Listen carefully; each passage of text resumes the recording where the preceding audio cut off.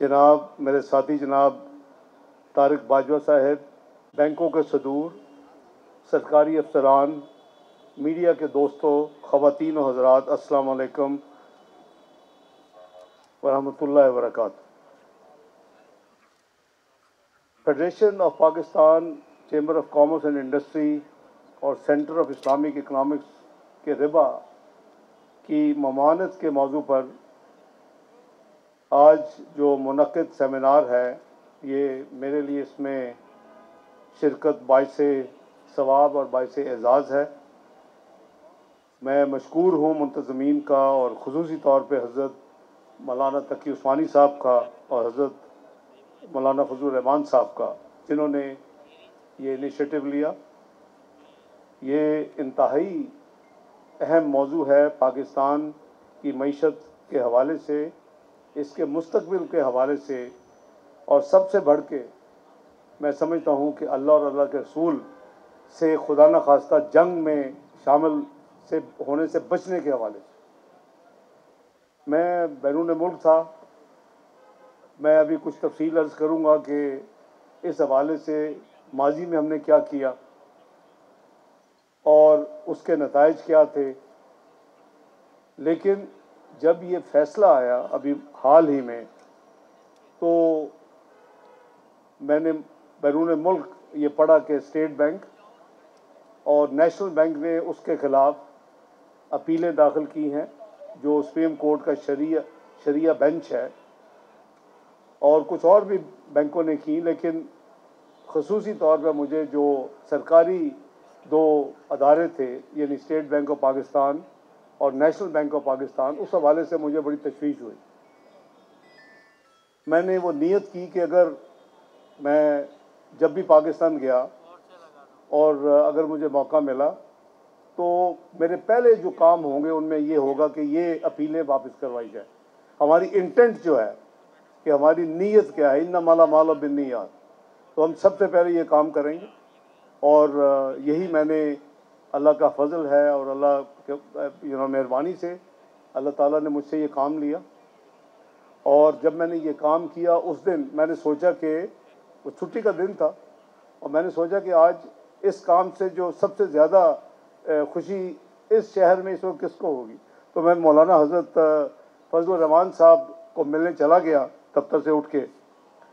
तो हम सब जानते हैं कि मुल्क का जो मालियाती निज़ाम है, इस मुल्क की मुआशी तरक्की में इंतहाई अहमियत का हामिल होता है, और इसी के ज़रिए इस मुल्क की कारोबारी बरादरी की ज़रूरियात पूरी करने का अमल अंजाम पाता है। इस अमल में सूद पर मबनी बैंकारी निज़ाम रवायती तौर पर मईशत की मुख्तलिफ माली ज़रूरियात को पूरा करता रहा है, और ये देखा जा सकता है कि कारोबारी तबके के साथ साथ आवाम की जानब से बैंकारी खिदमात का इस्तेमाल जदीद दौर की ज़िंदगी की ज़रूरत बन चुका है। अभी आपने सुनी होगी ये टर्म फाइनेंशियल इंक्लूजन। दुनिया में ये कोशिश हो रही है कि रिमोटेस्ट जो लोग हैं, दूर दराज इलाकों में भी, और जिसकी कुछ आमदनी, वो कम से कम वो बैंकिंग सिस्टम में आ जाए। इसको फाइनेंशियल इंक्लूजन का नाम देते हैं। और बहुत मुल्कों में तो बहुत ज़्यादा 70, 80, 90% तक जा चुके हैं। उस हवाले से भी मैंने काफ़ी कोशिश की, और जो माजी के गवर्नर थे अशरफ अतरा साहब, जब मैं वज़ीर ख़ज़ाना था, हमने उसमें काफ़ी प्रोग्रेस की, और करीबन 30% से कम हमने पाकिस्तान में मुकम्मल जो आबादी है उसको बैंकारी सिस्टम के साथ कनेक्ट कर दिया था अल्लाह के फजल करम से। और ये लीड रोल जो था स्टेट बैंक उस वक़्त उसने अदा किया था। हाल ही में जब मैं वाशिंगटन गया हूँ, तो उस काम को जो दुनिया में लीड कर रहा है यूनाइटेड नेशन के रिप्रेजेंटेटिव के तौर पे, वो नीदरलैंड की क्वीन मैक्सिमा है, वो एक बैंकर है। तो वो पाकिस्तान भी उस वक़्त आई, उन्होंने उसकी, तो ये एक जो बैंकारी का निज़ाम है, ये एक अब ज़िंदगी की एक ज़रूरत बन चुका है। चाहे वो आप फाटफ आपने सुना होगा, उसकी जिक्र भी हुआ कि हम सराज हक साहब ने फरमाया ग्रे लिस्ट में, और इस तरह की जो बातें हैं वो इसलिए है कि जो कैश लेन देन है उस पर लोगों को शकूक होते हैं कि मासूम लोग तो वो इस्तेमाल कर रहे हैं, लेकिन जो टेररिस्ट मनी है, जो गलत पैसा है, जो नंबर 2 पैसा है, वो भी उसके ज़रिए उसको भी इस्तेमाल अगर रोकना है तो बैंकिंग निज़ाम के ज़रिए पेमेंट्स हों ताकि उसका ट्रेस और ट्रैक रखा जा सके। इस्लाम के मालियाती निज़ाम का मकसद वसी तर इंसाफ का हसूल और मकासद शरिया को अमली जामा पहनाना है ताकि समाजी और इक़्तिसादी तरक्की को हासिल किया जा सके और मुआशरे के तमाम तबकात की बुनियादी ज़रूरियात पूरी की जा सके। शरीयत ने सूद की ममानत की है, रिबा ममनू है, क्योंकि जब पैसा रखने वाले एक शख्स को सूद की बुनियाद पर ज़्यादा पैसा कमाने की इजाज़त दी जाती है तो फिर उसके लिए हकीकी मुआशी सरगर्मियों में पेश आने वाली मुश्किलात का सामना किए बगैर पैसा कमाना आसान हो जाता है, जिसे आप सूदी निज़ाम कहते हैं। आप कह जी ये पैसे दे दिए, आप मुनाफा हो, आपका काम चले या ना चले, आपने इतने पैसे देने। और अनफॉर्चुनेटली जो इनफॉर्मल सिस्टम है सूदी, वो तो बहुत ही भयानक है। वो तो 40-45% उस वक्त होता था। स्टेट बैंक का जब रेट 11-12% होता था, सबको पता है, उसको मैं स्पेसिफिक नाम नहीं देता, लेकिन वो हमारे मुल्क में राइज है। और बहुत बेचारे जो गरीब गुरबा है, जिनकी एक्सेस बैंकिंग में नहीं है, किसी ने अपनी बच्ची की शादी के लिए कुछ लेना है, कोई छोटा मोटा कारोबार करना है, वो उससे सबसे ज़्यादा उनके ऊपर वो एक तूफ़ान की तरह और एक बहुत ही महंगी एक उनके लिए बोरिंग होती है। वो सिस्टम राइज है, लेकिन आहिस्ता आहिस्ता इसको ख़त्म करना भी बहुत ज़रूरी है। किसी भी शख्स को सूद की बुनियाद पर, जैसे मैंने अर्ज़ किया कि इस्लाम में फ़िक्स्ड जो मुनाफे का मकसद यानी सूद का, मैं अवॉइड करता हूँ सूद के लफ्ज़ को, लेकिन करना पड़ेगा ताकि क्लैरिटी हो। तो सूद लेने या देने की उस पर पाबंदी आयद हो चुकी है। मुआशी सरगर्मियों में पेश आने वाली मुश्किलात का सामना किए बगैर पैसा कमाना आसान तो हो जाता है, लेकिन इस्लामी नहीं होता। इस्लामी फाइनेंस को ज़्यादा वसी बुनियाद पर पायदार और मुआशी तरक्की के असूल की दाखिली सलाहियत की वजह से अपने रवायती हरीफ पर कतई बरतरी हासिल है। यानी कि जो कन्वेंशनल बैंकिंग है, अभी आपने नंबर्स गवर्नर साहब से सुने, ये अभी भी 20% में है। और जब ये शुरू हुआ था, ये बैठे हुए हैं यहाँ एक इस्लामिक बैंक के, मिज़ान बैंक के, इनको पूछे कितनी ब्रांचेस थी जब मैंने 20, 13, 17 में ये काम शुरू किया। 100 ब्रांचेस थी आपकी, आज 1000 है। यू कैन सी 10 टाइम इनकी ग्रोथ हुई है अल्लाह के फजल करम से। सो इससे नीयत, हम अगर नीयत करेंगे तो अल्लाह की मदद शामिल हाल हो जाएगी। और ये मेरे सामने, मैं इनको देखा, मुझे याद आ गया। इनका मैं और भी अभी वाक़या आपको बताऊँगा, ताकि ये भी ज़रा थोड़ा सा अपना घर सीधा करें, ठीक करें और ज़रा सही रास्ते पे चलें, ताकि हम मिल के इस ऑब्जेक्टिव को, इस मकसद को हसूल कर सकें। ख़वातीनो हज़रात, आपको इस बात से आगाह करना मेरे लिए बाइस मसरत है कि पाकिस्तान में हमारी हुकूमत अपने पहले दौरे हुकूमत के बाद से ही इस्लामी बैंककारी में यानी इंटरेस्ट भी है और उस पर अमली तौर पे कुछ कोशिश भी की है। मैं नहीं कहता हमने अचीव कर ली, लेकिन कोशिश भी किया है। यहाँ लकीली इस महफिल में वो लोग मौजूद हैं, यहाँ कुछ बैंकार हैं, यहाँ जो गवर्नर साहब हैं, उसको डिप्टी गवर्नर स्टेट बैंक थे, ये लोग मौजूद हैं यहाँ। वो मैं एक डिप्टी गवर्नर पीछे देख रहा हूँ, वो सईद अहमद साहब बैठे हुए, ये सब लोग इस कार्य में थे। लेकिन अभी 26-27% आपने अपना मकसद अचीव किया है। इस्लामी बैंकिंग के असासे जो हमने यानी कोशिश की और उनके डिपॉजिट जो सितंबर 2022 के इख्तिताम तक तकरीबन, जो मैंने लेटेस्ट फिगर लिए हैं गवर्नर साहब से, वो 7 ट्रिलियन रुपए के हमारे असासे हैं बैंकों के, आपके बैंक समेत। और इनके जो डिपॉजिट्स हैं वो 5 ट्रिलियन यानी 5000 अरब के रुपए के। तो माशाल्लाह एक बेस बन चुका है। हमें इस नीयत के साथ इसको एक कामयाब निज़ाम बनाना है पाकिस्तान में।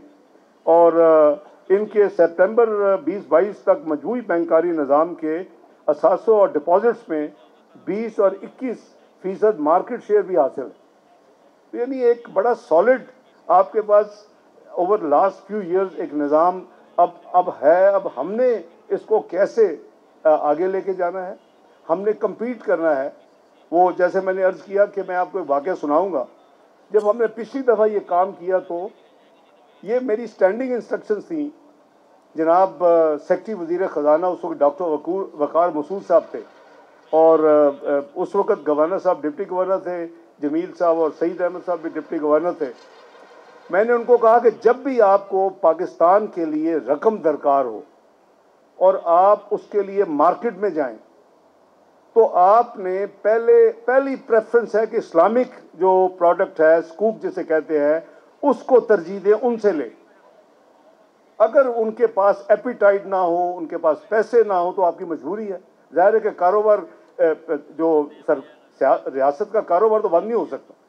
अल्लाह करे कि मेरे पास कोई ऐसा मैजिक हो कि मैं एक हफ्ते में, एक महीने में इसको 5.5 5 साल भी मैं ना लगाऊं, लेकिन रियासत का कारोबार है, 75 साल से उसमें वो यानी इनग्रेव हो चुका है। उसका यही तरीका है कि हम ग्रेजुअली लेकिन स्पीड पकड़े दर। तो 20-21% तो आपके पास इस वक्त बैंककारी इस्लामिक आ चुकी। तो एक ऑक्शन हुई, इनकी इजाज़त से मैं वो शेयर कर लेता हूँ, इजाज़त है आपकी। तो मुझे सेक्रेटरी ख़जाना मेरे पास आ, उन्होंने कहा जनाब आपकी इंस्ट्रक्शंस हैं कि मैं पहला जो है चॉइस इस्लामिक बैंकों को दूं और इनसे मैं पैसे लूं, स्कूप बेसिस जो इस्लामिक प्रोडक्ट है वो तो 2% महंगे हैं दूसरे बैंकों से। मैंने इनको तकलीफ दी, ये तशरीफ़ लाए सारे बैंक हजरात। मैंने कहा कि मैं कुछ कर रहा हूँ, आप कुछ कर रहे हैं, मैं इसको प्रमोट कर रहा हूँ, आप इसको डिमोट कर रहे हैं। कहते हैं वो कैसे? मैंने कहा भी बिड्स देखें, जो इस्लामिक बैंकिंग है वो 2% ज़्यादा आप उनसे जो नॉर्मल कन्वेंशनल बैंकिंग से चार्ज करें, तो इस मुल्क में इस्लामी बैंकिंग का रवाज कैसे बढ़ेगा? तो इनकी बड़ी मेहरबानी, मैं आज भी मुझे याद है कि इन्होंने फिर अपना रेट जो है स्कूप का कम किया और फिर इनको वो सेक्रेटरी फाइनेंस ने इन्हीं से लिए। तो बात ये हमारी नीयत की बात है, हमें इसमें पूरी कोशिश करनी चाहिए। मैं समझता हूँ कि सूद से पाक मुआशरे के हकीकी फ़ायदे हासिल करने के लिए इस्लामिक बैंकिंग के साथ साथ गैर बैंकारी शोबे यानी mutual fund, Islamic capital markets और इंश्योरेंस के बिजनेस को भी तरक्की देनी पड़ेगी, लेकिन इस्लामिक बेसिस के ऊपर। अभी ये तमाम चीज़ें जो हैं mostly conventional basis, interest based system के ऊपर। तो अगर इनको भी हम साथ कोशिश कर लें, हज़रत मौलाना तकी उस्मानी साहब की बहुत कंट्रीब्यूशन है, मुझे पता है ये मुख्तलिफ शरिया बोर्ड फॉरेन बैंकों में भी इन्होंने अपनी खिदमात दी हैं ताकि वो प्रोडक्ट इस्लामी है कि नहीं उसको ये स्टडी करते हैं, इनका नॉलेज है, जामिया अल-अज़हर से भी इनका रब्ता है। तो मैं ना सिर्फ समझता हूँ कि इस्लामिक बैंकारी की सनत को हमें ज़रूरी असिस्टेंस देनी चाहिए, बल्कि हमें कोशिश करनी चाहिए कि जितनी जल्दी और जितना हम टाइम कम कर सकें उसको हम अचीव करें। इस ज़मन में दोनों regulators, state bank of Pakistan, आपने गवर्नर साहब से सुन लिया इन्होंने क्या क्या इस हवाले से किए, और ये इनका बहुत प्रोएक्टिव रोल था उस वक्त 2 डिप्टी गवर्नर्स का। और जो SECP है हमारा, security exchange corporation of Pakistan, क्योंकि वो कॉर्पोरेट सेक्टर का वो रेगुलेटर है, ये फाइनेंशियल रेगुलेटर है, वो कॉर्पोरेट सेक्टर का रेगुलेटर। आपको जितनी पाकिस्तान में जो कॉर्पोरेट सेक्टर है, शायद 90% से ज़्यादा वो उसको जो रेगुलेट करते हैं वो आपका security exchange commission of Pakistan है। हमने इसी हवाले से मैं आपको थोड़ा सा याद करवाना चाहता हूँ कि मैंने जैसे अर्ज़ किया कि 20, 13 और 18 के दरमियान हमने मुल्क में इस्लामी मालियाती निज़ाम को फ़रोग़ देने के लिए काफ़ी इक़दाम किए। इस ज़मन में किए गए इक़दाम में से एक तमाम अहम शराकत दारों पर मुश्तमिल एक आला सतह की हमने एक स्टीयरिंग कमेटी बनाई। ये हमने बनाई थी, चंद महीने मुझे हुए थे उसमें फाइनेंस से बने, दिसंबर 2013 में। हज़रत मौलाना तकी उस्मानी साहब को याद होगा, गवर्नर हाउस कराची में हमारी मीटिंग हुई। मैंने अर्ज़ किया कि आप इस्लामिक बैंकिंग का बिस्मिल्लाह करें। हमने इनकी सरबराही में एक कमेटी नोटिफाइड है, ये मैंने एज फाइनेंस मिनिस्टर नोटिफाई की कमेटी, उसके ऊपर 3 साल काम हुआ और 2016 में उस कमेटी ने अपनी सिफारिशात मुरतब की और उसी के नतीजे में ये जो आप देख रहे हैं, जो मैं अर्ज़ किया, जो मुख्तलिफ मैंने मिसालें दी, उसी के नतीजे में फिर हज़रत तकी उस्मानी साहब ने फरमाया कि अब आप एक स्टीयरिंग कमेटी, इम्प्लीमेंटेशन कमेटी, जिसका उन्होंने आज जिक्र किया, ये बनाएं। वो हम इनको अर्ज़ कर रहा था अभी बैठे हुए कि वो भी सितंबर 2016 में हमने नोटिफाई कर दी। मैंने एज फाइनेंस मिनिस्टर उसको अप्रूव किया और मिनिस्ट्री ऑफ फाइनेंस ने, दोनों नोटिफिकेशन पब्लिक रिकॉर्ड में है, अवाम किसी भी वक्त एक्सेस कर सकती है। लेकिन जो 2016 के बाद जो इस मुल्क में अफरा तफरी, डॉन और पनामा के ड्रामे हुए, उस प्रोसेस में वो सारा काम जो है वो स्टैंड स्टिल हो गया। और आज हम जहाँ खड़े हैं, करीबन हम वहीं खड़े थे 2018 में इस्लामिक बैंकिंग के हवाले से। वो जो इम्प्लीमेंटेशन कमेटी थी, जिसको इनके इसरार पे मैं उसका पैटर्न इन चीफ बना, लेकिन मैं चाहता था कि अब आप इसको आगे इम्प्लीमेंट करें। उसमें मैंने गवर्नर स्टेट बैंक को डाला, उसमें मैंने गवर्नर चेयरमैन SCCP को डाला, मैंने सेक्रेटरी फाइनेंस को डाला। तो उसमें तमाम जो स्टेक होल्डर्स थे, वो वक्त आ गया था जिसका अभी हजरत मौलाना तकी उस्मानी साहब ने, कि मैं आपको हज़ारों नुकसानात गिनवा सकता हूँ, लेकिन ये सबसे बड़ा नुकसान है कि अगर वो सिलसिला जारी रहता, जहाँ हम 2018 में पहुँच चुके थे, तो आज शायद हम 40% इस्लामिक बैंकिंग अचीव कर चुके थे पाकिस्तान। लेकिन बहरहाल इट्स नेवर टू लेट। तो मैं ये चीज़ें आपको इसलिए ये सिर्फ रजिस्टर कर रहा हूँ। हमने कई और चीज़ें की। हमने एक विंग कायम कर दिया, जिसका भी हजरत कहते हैं डिवीज़न। मैंने उनको एक्सप्लेन किया, डिवीज़न एक मिनिस्ट्री का नाम है। मिनिस्ट्री तो हमें खड़ी नहीं कर सकते, ना इसकी ज़रूरत है। इसका असल जो महवर होगा काम करने का, वो स्टेट बैंक ऑफ पाकिस्तान, जिसने बैंकिंग सिस्टम को इस्लामाइज करना है।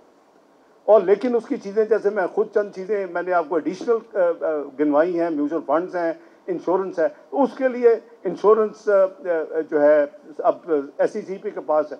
तो इन दोनों रेगुलेटर्स को इस काम में, इस कार्य खैर में हिस्सा डालना होगा दिल के साथ। और जितने मौजूद बैंकर हजरात यहाँ हैं या नहीं हैं, उनको भी अपना हिस्सा डालना होगा।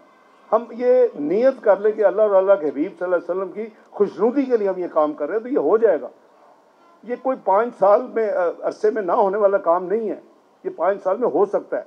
और अगर ये 2-3 साल में, जो 2013 में शुरू हुआ, 2016 में, और फिर हम 20-21% पे हमने पूरी बैंकिंग सिस्टम को इस्लामाइज कर दिया, तो ये अगर 5 साल इसी स्पीड से हम चले, तो मैं समझता हूँ कि इतने अरसे में हम बहुत ज़्यादा आगे इंशाअल्लाह सफ़र कर सकते हैं।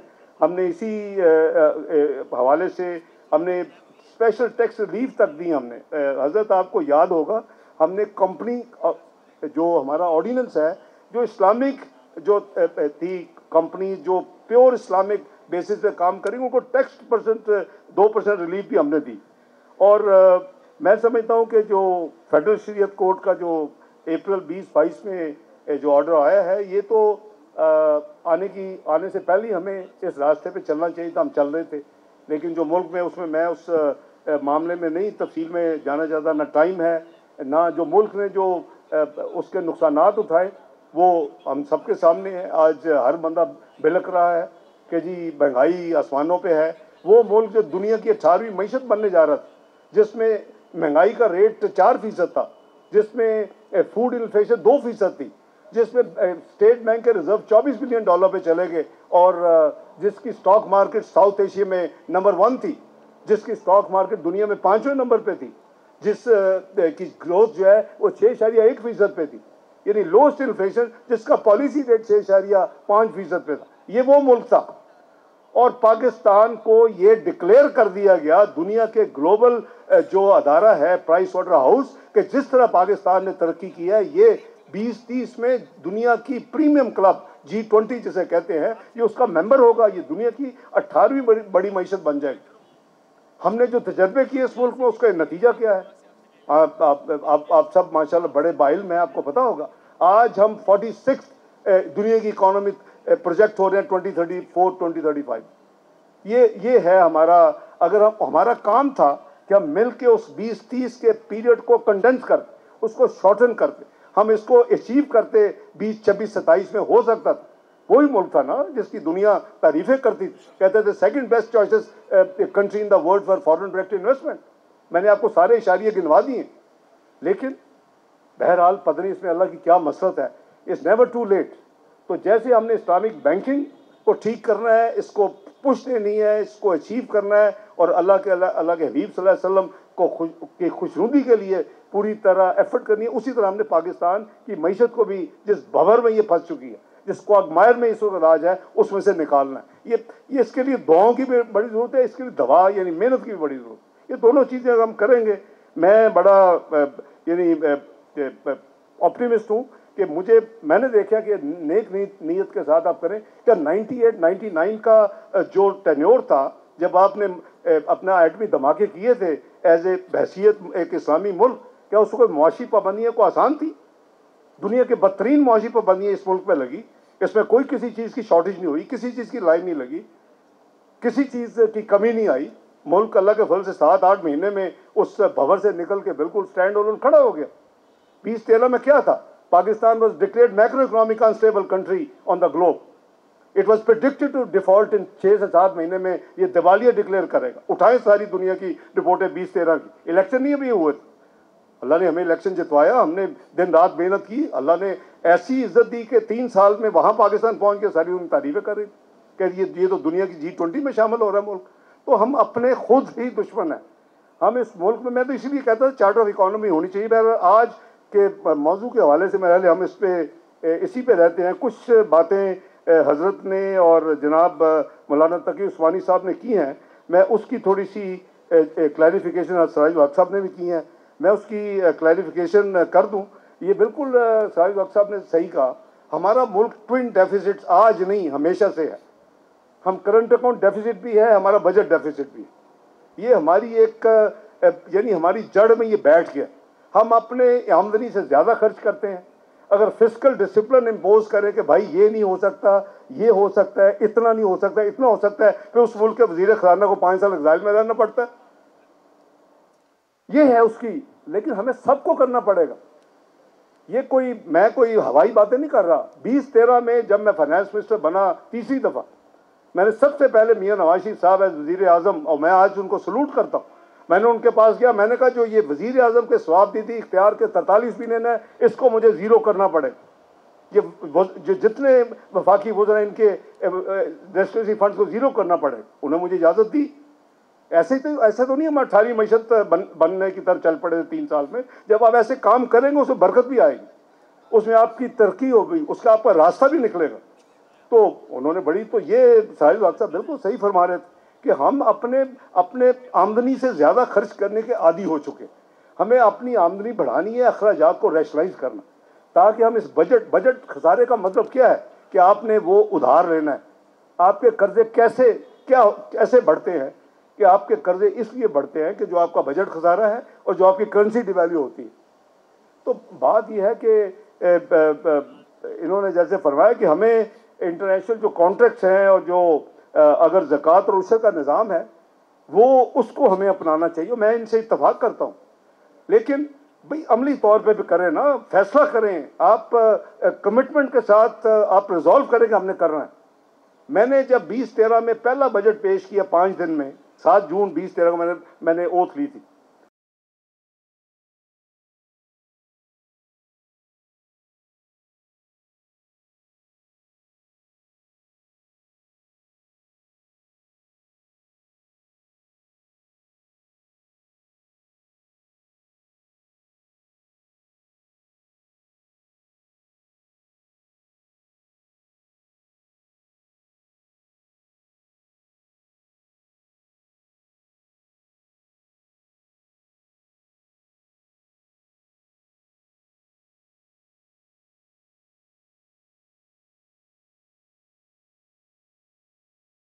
ट्रांसपेरेंट तरीके से ये खर्च किया जाएगा पूरे पाकिस्तान से। उन डेटों की वजह से जाहिर है लोगों को तो अल्लाह दे, लोगों ने नहीं दिए।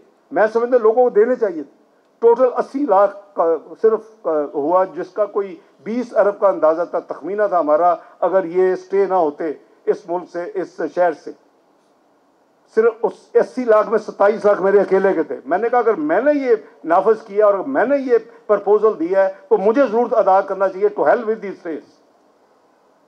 तो बात यह है कि आप सब करें ना, आप फैसला करें कि नहीं हमने इस्लामी बैंकिंग करनी है, अब सिर्फ इस्लामी बैंकों में बिजनेस करें, खुद ही हो जाएगा, खुद ही वो भी ले आएंगे। ये हांगकांग शंघाई बैंक, जब यहाँ अभी इस्लामिक बैंकिंग बहुत पीछे थी, जब उसने देखा कि यूरोप में बहुत ज़्यादा लोग हैं जो मॉर्गेज लोन, घर के लिए लोन नहीं लेते कन्वेंशनल सूदी, तो उन्होंने इजारा शुरू कर दी, इस्लामी प्रोडक्ट शुरू कर दी, बहुत चलती है उधर। मेरे अपने सन इन लॉ ने वो लिया, उसने कहा मैंने नहीं लेना, हालांकि इनकी तरह वो भी महंगे हैं। जो आप ये इसको दूर करें, ये एक प्रॉब्लम है। प्लीज इस्लामिक बैंकिंग को आप कन्वेंशनल बैंकिंग से बेहतर करें, बेहतर परफॉर्म करें, सस्ता आप करें, ये जरूर कामयाब हो। लेकिन मैं आपको ये अमली मिसाल देता हूँ, किसी ने मुझे चैलेंज करना है तो मुझे चैलेंज करके देख ले, मैं उसको सारा सबूत दे देता हूँ। तो हमें अपना भी आप भी ये फैसला करें कि हमने मिल के, जैसे मैंने आपको मिसाल 3 साल के बाद हजरत हमने वो अपीलें जाके जीती सुप्रीम कोर्ट में, लेकिन उस वक्त तक वो हमने ये था, ये है ज़कात उशर के हवाले से मैं अर्ज कर रहा हूँ, हमें अपनी सोच को भी बदलना है कि जी अगर ऐसी चीज़ होगी तो फिर ये नहीं है कि आज जैसे हम टैक्स से भागते फिर हम ज़कात से भी भागेंगे, उसमें चोरी का फिर बड़ा मामला बड़ा गलत हो जाता। तो ये हमें भी अपने आप को रिफॉर्म करना पड़ेगा। ये एक पॉइंट हजरत ने फरमाया कि गैर सूदी कारोबार वाले बैंकों को मजीद ब्रांचें खोलने का इजाज़त ना दें। गवर्नर साहब यहाँ बैठे हैं, उन्होंने नोट कर लिया, इसको एग्जामिन करते हैं। जीओपी जो है इस्लामी बैंककारी में पैसा रखें, हजरत पैसा रखने के लिए है ही नहीं, पैसा कहाँ से रखें। मौलाना तकी उस्मानी साहब कह रहे कि आप हुकूमत अपना पैसा इस्लामिक बैंक, बाबा हमारे तो पैसे है नहीं, हुकूमत तो उधार पे चलती है इस मुल्क में। तो हम इसके लिए हुकूमत की जो इंटेंशंस हैं वो बिल्कुल इंशाअल्लाह प्योर हैं। मैं वज़ीर आज़म मियाँ शहबाज शरीफ साहब को क्रेडिट देता हूँ, उन्होंने बिल्कुल वक्त नहीं लगाया। जब ये बात हुई उन्होंने इंस्टेंटली कहा कि बहुत नेकी का काम है, इसको आप कर गुजरे। और बल्कि वो लंदन में थे और जब मैंने किया तो वो बहुत खुश हुए। तो ये वो काम है जी, ये हम दुनिया के लिए नहीं हमें करने चाहिए, अल्लाह के रसूल के लिए करने चाहिए। और ये नीयत, मैंने कहा कि मैं तो उसमें था भी नहीं, शायद मेरी यही नीयत मुझे वापस ले आई 5 साल की लड़ाई ख़त्म करवा के पाकिस्तान में, और फिर मुझे एक दिन के गैप किए बगैर उसी दफ्तर में अल्लाह ने ला के बैठा दिया जहाँ से मैं निकल के गया था इस मुल्क से। तो ये कुछ मौजे होते हैं, उनको देखना चाहिए, उसको रिफ्लेक्ट करना, सोचना चाहिए कि अल्लाह ताला का अपना निज़ाम है। अल्लाह ताला कुन कहे तो फायकुन हो जाता है, इसे बी ए वो उस डन। तो हमारा तो वो ईमान है, हम वो हमें तो वो तालीम दी गई है, हम तो वो उस हबीब सल्लल्लाहु अलैहि वसल्लम की उम्मत है, यानी जिस पे रहते हैं हमारे लिए। लेकिन हम भी अपने मामलात को सीधा करें। एक और जो पॉइंट रेज किया गया, मैंने वो एक्सप्लेन भी कर दिया है हज़रत तकी उस्मानी साहब को कि डिवीज़न नहीं बन सकती, विंग बनाएंगे। विंग जो है स्पेशल वो होगा स्टेट बैंक में, क्योंकि सबसे ज़्यादा इनका काम है। और मैं इनसे मशावरत के साथ अगले 1 हफ्ते के अंदर उसको मिनिस्ट्री ऑफ फाइनेंस की तरफ से नोटिफाई कर दूंगा जी इंशाअल्लाह, तो उसकी नोटिफिकेशन जारी हो जाएगी। मुझे अभी एक मोअज़्ज़ज़ मुकर्रर ने भी कहा, और मुझे हज़रत मौलाना अब्दुल रहमान साहब ने बताया कि कुछ बैंक दीनी मदारस के बैंक अकाउंट खोलने में मसाइल आ रहे हैं। तो गवर्नर साहब इसको ज़रा मेहरबानी करके एग्जामिन करें, अमली तौर पे इनसे मांगें कौन सी ब्रांचें हैं जिन्होंने इनकार किया है, इनसे सबूत लें और फिर उनको कन्फ्रंट करें। ताकि मैं समझता हूँ कि अगर हमने इस्लामिक जो है मुआशरे में इस्लामी मदारस को इस तरह तंग करना है तो फिर तो हम नहीं आगे चल सकते। हम उसका पूरा रिकॉर्ड रखें, आपका ड्यू डिलीजेंस करें, KYC करें, जैसे जो दुनिया में होती है नो योर क्लाइंट। लेकिन ये नहीं है कि उसको इनकार कर दें क्योंकि वो अपना, मेरी तो बहुत छोटी दाढ़ी है, आपकी बड़ी है, तो बड़ी दाढ़ी वाला भाई रुक जाओ, टाटा अकाउंट नहीं खोलना, तो ये तो कोई बात ना हुई ना। तो ये ज़रा गवर्नर साहब इसको मेहरबानी करें। और दूसरी जो हजरत आपने टैक्सेस के बारे में पढ़ा, उसको भी एग्जामिन करवाते हैं जी FBR से।